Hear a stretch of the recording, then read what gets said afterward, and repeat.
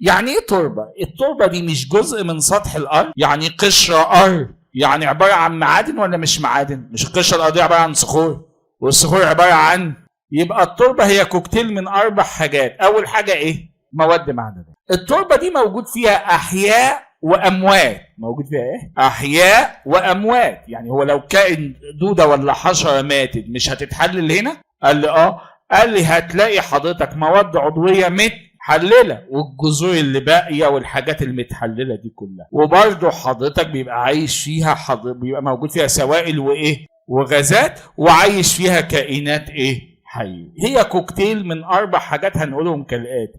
قال لي يا استاذ تحتوي على معادن وايه يا باشا واحياء واموات وسوائل وغازات. تاني كده يا باشا، تحتوي على ما ايه؟ معادن واحياء واموات وسوائل وغازات. يبقى التربه هي كوكتيل من ال4 حاجات اللي قدام حضرتك دول. ازاي بتتكون التربه اللي احنا بنزرع فيها دي؟ بص، دي الحصه كلها يا باشا. هي حاجه، الجزء بتاع التربه ده جزء بسيط، يا هياخد منك 5 دقائق 10 دقائق مذاكره، يا هيقعد يلففك حوالين نفسك لو ما خدتش الاساسيات دي. بص بقى، عشان التربه بتتكون من صخر بيسموه صخر مين؟ اصلي. تمام.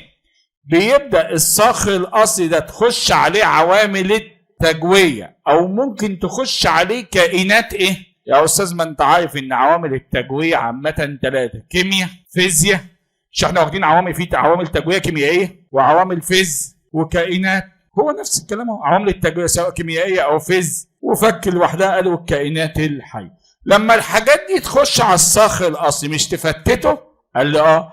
قال لي شويه الفتافيت اللي فوق دول هم التربه يا عم. يعني التربه دي هي شويه الفتافيت اللي فوق. ايوه يا باشا. يبقى التربه بتتكون ازاي؟ لو عندي صخر دخل عليه عوامل او كائنات حيه. الكلام ده يا جماعه في اي مشكله؟ ده هو تكوين الايه؟ التربه.